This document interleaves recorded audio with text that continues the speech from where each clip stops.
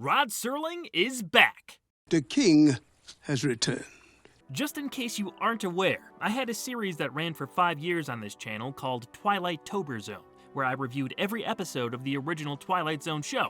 There were also multiple TZ-related videos on my personal channel where I discussed the work of its creator. Needless to say, I am a huge Rod Serling fan. People have been asking me to cover his next big series, Night Gallery, for years now. We can at least start that off with the 1969 TV movie. The following year, Night Gallery was expanded into its own weekly show, but it all started with this successful pilot film. It features a trio of stories, all written by Rod, that consist of particularly dark supernatural theming. Different directors, including a young Steven Spielberg, lent their talents to the individual segments, and a few well-known stars like Joan Crawford, Ossie Davis, and Roddy McDowall all appeared on screen. Showing up on camera to introduce each story was Mr. Serling. He guided us through a shadowy display room where 3 paintings were concealed by red fabric. They led the audience into each story. Now, how does this all relate to Universal Pictures? Well, as shown by the Universal Studios logo at the top of the movie, it was produced by the TV arm of the company and aired on NBC. It's not a theatrical release, but it's still a Universal Studios film, so it falls well within the bounds of our Juniversal premise. We're going to tackle this anthology film in 3 sections. Let's start with the tale that kicked it all off. The cemetery depicts the last days of a wealthy old man in the American South named William Hendricks. After suffering several strokes, Hendricks is left to rely on the care of his butler, Osmond Portafoy. The ailing man can no longer even paint. His passion for the practice is showcased in his home, decorated with the art of a long life. William's conniving nephew, Jeremy Evans, seems to live only to torment his decrepit uncle. Jeremy has recently discovered that Hendricks willed his estate and fortune to Evans' mother. With her passed away, Jeremy is set to inherit everything. He hurries along the process by locking Hendricks in his wheelchair in front of an open window facing the family graveyard. The draft that blows in gives William a case of pneumonia, which puts him into a coma. The old man dies before ever regaining consciousness. Jeremy then claims the estate, including the mansion, but is troubled by one of his uncle's old paintings. Strange changes to the painting make Evans think something unnatural is after him. The cemetery was directed by Boris Sagal. He helmed a pair of Twilight Zone episodes, so he already knew how to bring a Rod Serling script to life. To me, this is the segment that feels most like a TZ installment as well. Not that the others don't, which we'll get to, but the cemetery had shades of The Masks, The Howling Man, Uncle Simon, and even a little bit of Living Doll in there. I can tell we're in a new era by the overuse of zooms. It's not just limited to this story, but it is insane how much that technique is abused, making some of the cinematography feel very dated. That said, there are exceptional shots captured here, which makes the concept shine through. The simple enough narrative is sold by an increasingly dark atmosphere, combined with solid pacing and acting. Roddy McDowall takes the lead as Jeremy Evans. His southern accent is over the top in all the right ways. I'm not a civilized man. I'm a black sheep nephew with an itch. The character's thinly veiled racism towards Osmond and disdain for his uncle make him one of those classically hateable Serling protagonists. I was chomping at the bit to see this guy get his comeuppance. I mean, just look at that haircut. His sardonic attitude and deplorable acts are only topped by his freakouts once the painting starts changing. This was also a pretty big departure from McDowall's role in TZ's People Are Alike All Over, showing off his range. George McReady has only a few minutes of screen time as William, but I thought he pulled off the silent, defeated, and scared old man with believable grace and desperation. He was also a former Zoner, popping up in The Long Morrow. Same goes for the mustachioed Barry Atwater as Carson. Ossie Davis is such a recognizable face from his long career that it was very easy to sympathize with him. He does a good job as the loyal butler who becomes a reluctant doormat for Evans after not getting enough severance pay in the initial terms of Hendricks' will. We do see later that he was playing the long game, and how Portafoy's arc finishes is my only real gripe with the script. Portafoy? I think hate is stronger than death, Mr. Jeremy, and I think you're beginning to realize that.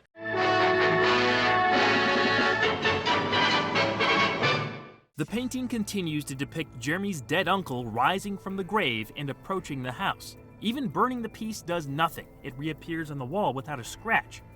Portafoy doesn't seem to notice anything strange, and having enough of Jeremy's verbal abuse, he decides to stay down the road for the evening. Spooky sounds that night push Evans over the edge. When he hears pounding at the front door, he becomes hysterical and screams at a portrait of Hendrix. Unstable, Evans falls down the stairs and fatally breaks his neck. Osmond is then revealed to be the man at the front door and coldly reports his employer's demise. Sometime later, we see that Portafoy has inherited Hendrix's full estate. He actually hired an artist named Gibbons to match William's style and paint the modified pieces that drove Jeremy mad. When alone in the house, Portafoy spots something odd in the cemetery painting. Jeremy is now the one who has risen from the grave and approaches the house. The front door opens on its own as Osmond screams in wild terror. Quick shout out to the stuntman for Jeremy's fatal fall. That looked great. I love the painting premise. Showing those figures rise out of the grave and walk up to the house like that is so effective and creepy. When that door opens at the end and the camera rises only to show us darkness, it works perfectly as a finishing shot, leaving something to the imagination. What I don't think works is Portafoy's weird heel turn. I understand Rod's likely desire to have an extra twist, but I don't think it was needed here. Not with a character we were actively rooting for. It makes the segment feel like it went on for too long, and seeing Osmond arrogantly prance around in that hot pink robe was just jarring. Maybe my head was too stuck in the fifth dimension to accept a turn like this. Night Gallery is a different and darker project after all. Regardless of not sticking the landing 100%, the cemetery is still my favorite segment of the bunch. It established a tone that the rest of the movie built upon, and again, I just really liked the concept, acting, and execution. While this one may be my favorite, it's not the most well-known of Night Gallery's first three stories. That title belongs to the following entry.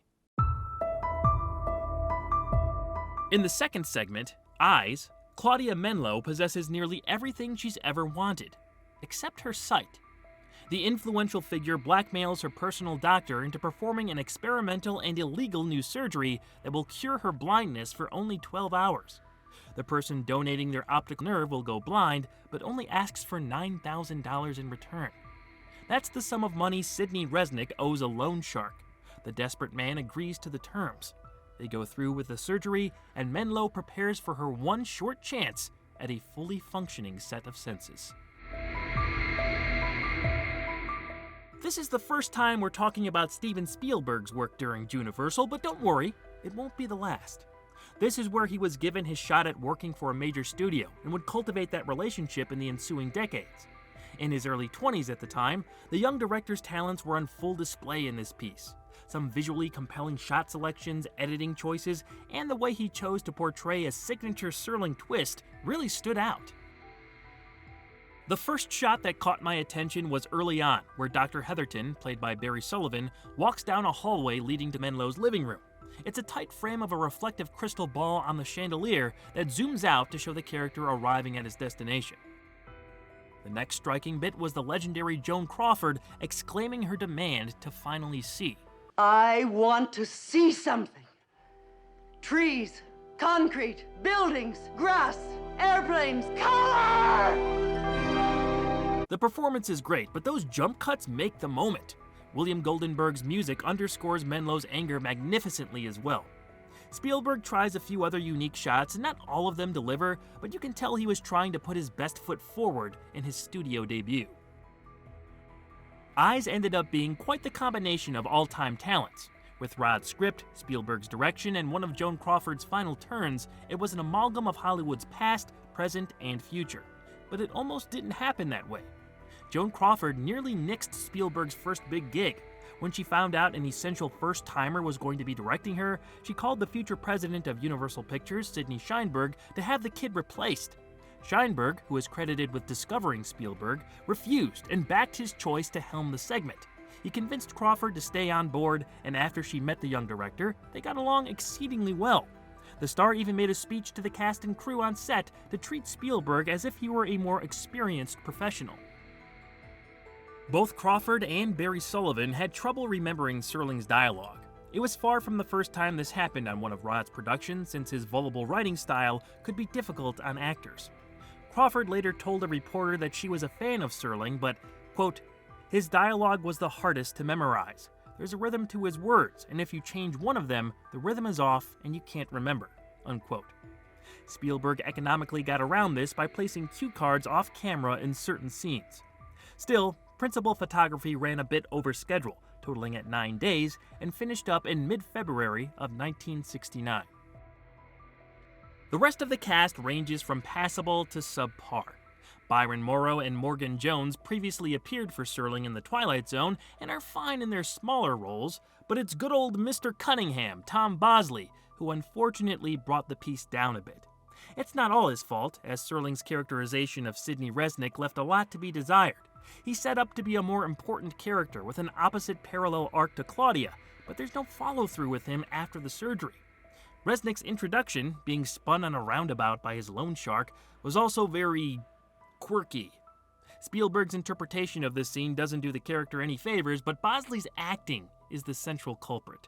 It's an operation, and I'm not allowed to say anything about it. It's illegal or something, but I swear that's the goods. I grew up a big fan of Happy Days from the reruns on Nick at Night, so I'm very used to seeing this guy in a specific role. I'm sure that has something to do with my distaste for him here, but I just don't think he works as this pathetic, sweaty, pale gambling addict. I'll lay you 5-1 that 24 hours after you make me blind, I'm gonna want to cut my throat. And I'll lay even money I do it. Sit on it, Howard. He comes off a little too obnoxious to be sympathetic, and his delivery is too on the nose to gain any sense of believability. You could have cut his scenes entirely and not lost much, since there's no payoff. As a result, his screen time feels more like filler.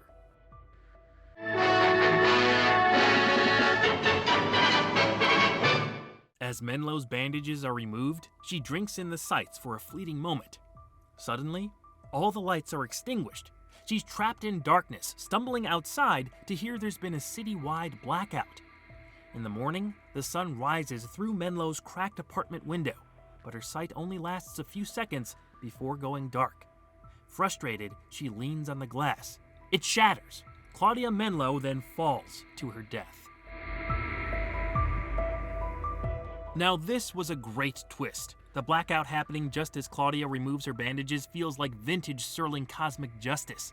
How that's all visually depicted by Spielberg is the best part of the segment.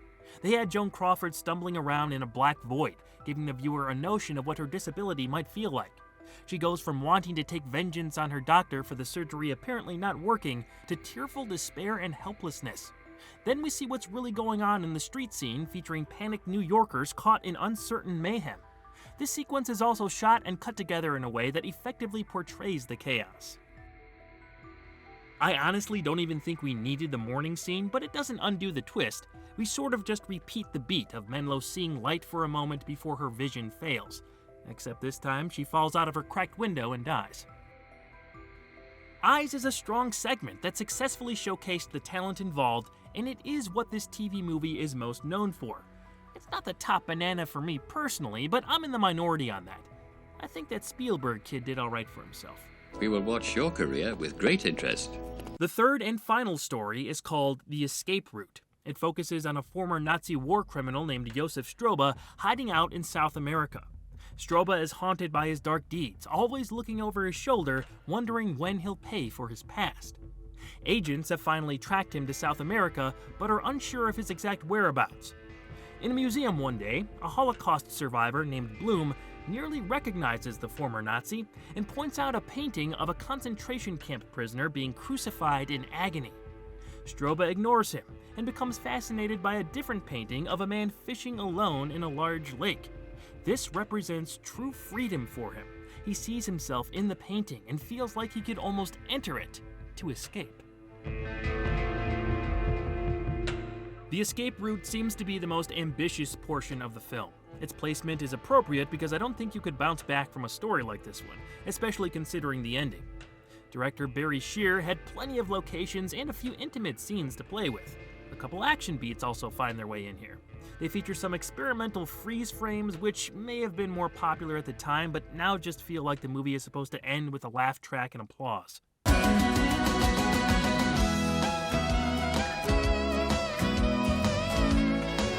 The scene with Stroba on the bus has the shakiest shaky cam I may have ever seen. It does make the sequence kinetic, but I'm glad I didn't watch this in a theater, or I may have gotten a little queasy. Josef has a fraught relationship with Gretchen, his Jewish prostitute neighbor.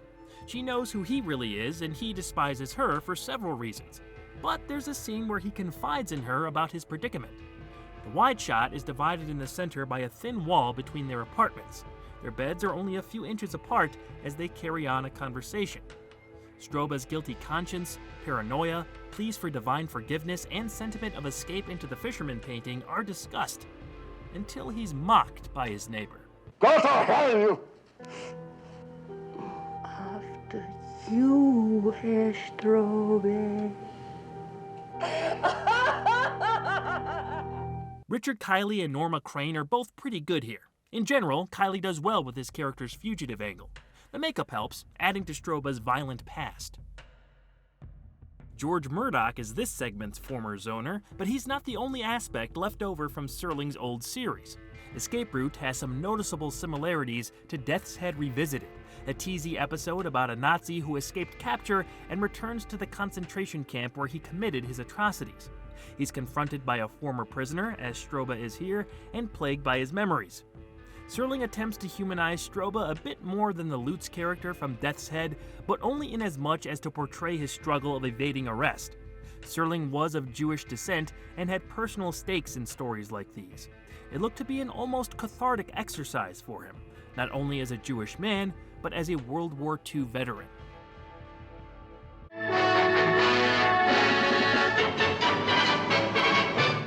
While drunk one evening, Stroba outs himself and is confronted again by Bloom. The Nazi kills his former prisoner and goes on the run from the agents who have been pursuing him. He ends up back at the darkened museum and prays to God to enter the fisherman painting. He wants to be free. At the last second, Stroba's expression changes and he yelps in horror, disappearing. The authorities turn on the lights and can still hear faint whimpering. They call the fisherman painting a loan-out. It was removed earlier. In its place is the concentration camp crucifixion piece. Stroba's petrified face is now locked inside the frame, forever in pain, forever suffering. The darkest twist is saved for last. Stroba is ultimately crucified for his crimes. The painting theme works here, as in the first segment, with the added element of the main character psychedelically transported into the artwork for a few moments. We also see short flashes of Stroba's former life and cuts to him in uniform here and there, which remind us of the evil within, even though he doesn't have the upper hand anymore. In all, this one is decent and probably the most cinematic feeling of the trio. Judging the Night Gallery movie as a whole, it's not my favorite work from Serling, but it's an important chapter in a few different careers and is still watchable all these decades later. If you're a fan of Rod, it's a good place to start exploring his post-Twilight Zone filmography. If you'd like to see more about Mr. Serling, you could check out the Walter Culture YouTube channel. I've got plenty of videos on the legend himself, with more to come down the road. As for the next juniversal review, let's see what else that Spielberg guy came up with. I have a feeling his next big project went swimmingly.